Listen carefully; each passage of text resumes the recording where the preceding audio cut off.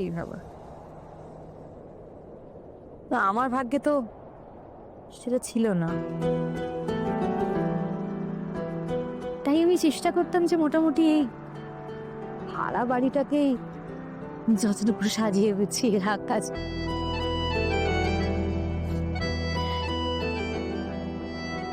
ভাড়া বাকি থাকলে বাড়িওয়ালা যখন ওই বাড়ি ছেড়ে দেওয়ার জন্য হুমকি দিত, বিশ্বাস করবে না, আমার আমার বুকের ভেতরটা না পুরো কেঁপে কেঁপে উঠত।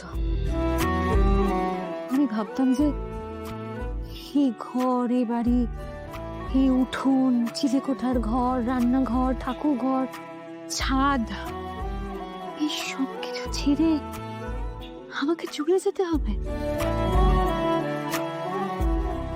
তোমরা যখন সবাই এক এক করে বাড়ি থেকে বেরিয়ে যাও প্রত্যেকদিন, তখন তো আমি একাই থাকি। তখন তো এরাই আমার গল্প করার সাথী, সারাদিন এদের সঙ্গে মনের কথা বলি। এদেরকে ছেড়ে আমি থাকবো কি করে? তাই রোজ ঠাকুরকে ডাকতাম আর বলতাম, ঠাকুর আমাকে এদের থেকে দূরে করে দিও না, বাড়িওয়ালা যেন আমাদেরকে তুলে না দেয়, তুমি সবকিছু ঠিক করে দিও। বাইরে যখন কেউ জিজ্ঞাসা করতো কোথায় থাকেন, আমি বলতাম গলির ওই শেষ মাথায় নরেনের দোকানের সামনে যে বাড়িটা, সেইটাতে ভাড়া থাকে।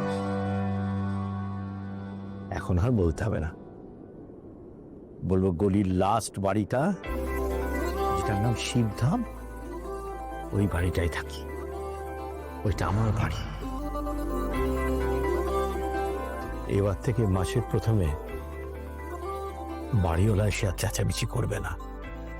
বাজারে দেখা হলে, কি ব্যাগ ভর্তি করে বাজার তো খুব হচ্ছে, আর ভাড়া বাড়ানোর ব্যাপারে তখন টাকা নেই, কথাগুলো শুনলে না লজ্জায় মাথাটা নিট হয়ে যেত।